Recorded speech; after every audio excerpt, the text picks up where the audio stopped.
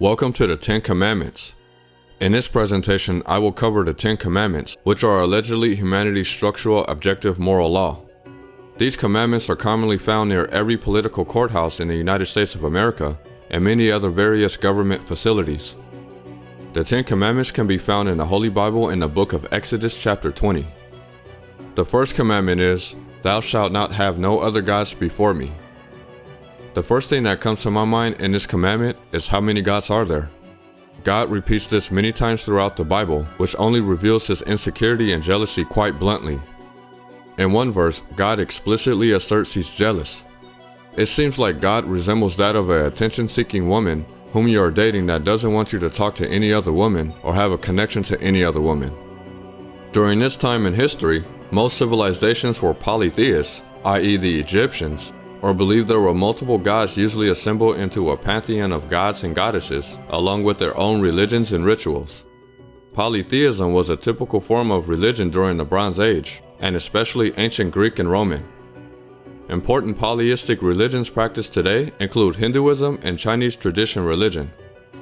Jealous people usually don't invite competition for their selfish and inept ideologies, and are innately bad at portraying beneficial first impressions. Yahweh is no exception. Pastors attempt to rebut the jealousy argument by interpreting the commandment as an individual worshiping worldly material possessions, iconic figures, knowledge, or hobbies. This seems to me to be a desperate attempt to manipulate or warp the interpretation of the commandment around their fallacious presuppositions. The second commandment is, "Thou shalt not make any graven images." A graven image is a symbol or a statue representing the Lord. If I am understanding this correctly, aren't cross necklaces, which I see Christians wear, considered a graven image? There's a verse in the Bible where God circumvents this law. Numbers chapter 21, verses 7 through 9. In order to rescue the Israelites from a snake plague mentioned in the previous verses, God commands Moses to create a graven image of a serpent on a pole. It's interesting to note that the serpent was made out of brass. When the Israelites look at the statue, they will not die, even if they were already bitten. The third commandment is, "Thou shalt not take the Lord thy God's name in vain." This commandment specifies Christians to not use the Lord's name other than praising, honoring, or worshiping his name. Examples of using the Lord's name in vain will be statements like, "God damn it," "Jesus Christ," or "Oh my God."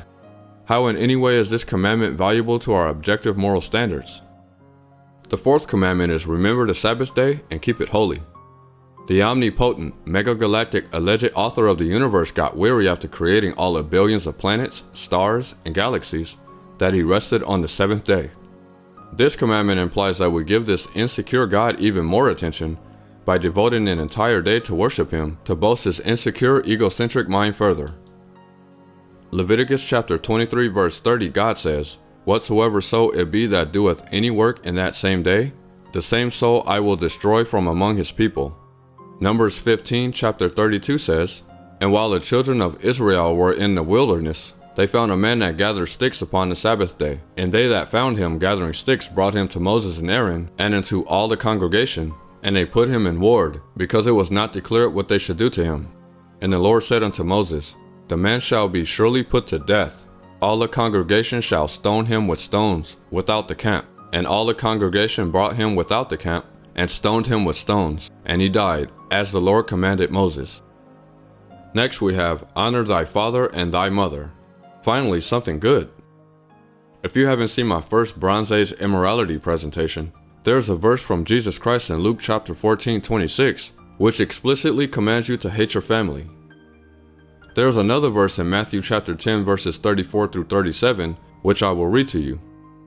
"Think not that I am come to send peace on earth. I came not to send peace, but a sword. For I am come to set man at the variance against his father, and a daughter against her mother, and a daughter-in-law against her mother-in-law. And a man's foes shall be they of his own household. He that loveth his father or mother more than me is not worthy of me. And he that loveth his son or daughter more than me is not worthy of me." So this is how the supposed embodiment of love Jesus Christ wants us to behave towards our family? Why is Jesus so bitter and selfish in which he capriciously demands the pitting against family members for the benefit of mutual appreciation? Is he self-centered, jealous, or egocentric just like his Father in heaven? Oh, I almost forgot. He is his Father in heaven. Or perhaps he wants our love for him to be grand beyond imagination, for which our family shouldn't compare? Or perhaps Christianity is just another cult. Thou shalt not kill, thou shalt not steal, thou shalt not commit adultery. These are good commandments, obviously, but God can be found killing people throughout the Bible, especially in the book of Exodus. I will save the details of that in my next Bronze Age immorality presentation. In Leviticus chapter 10 verse 1 through 6, God burns Aaron's son. Numbers chapter 11 verse 1, God burns complainers. 1 Samuel chapter 23 verses 2 through 5, the Lord commands David to smite the Philistines.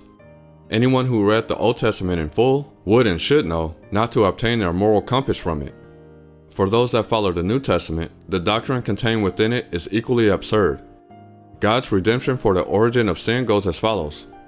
God, who is allegedly the grand author of our spectacular universe, quantum physics, and universal governing laws, formulates a setup so that Adam and Eve can sin in the Garden of Eden, then increases Eve's sorrow in childbirth, and original sin is systematically cursed into all future descendants.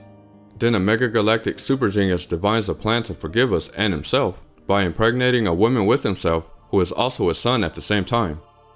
Then have himself barbarously tormented and killed to forgive himself, then resurrects in 3 days just to go back to heaven, rendering the entire sacrificial endeavor futile since he isn't dead anymore. This doctrine is plainly put ridiculous. The last few commandments state not coveting anyone or anything. Covet by definition is to want something. If nobody necessitated anything, our economic structure will collapse before our eyes. People want things to make their lives easier and more fulfilling, but I do get the message of this commandment by doing this in moderation.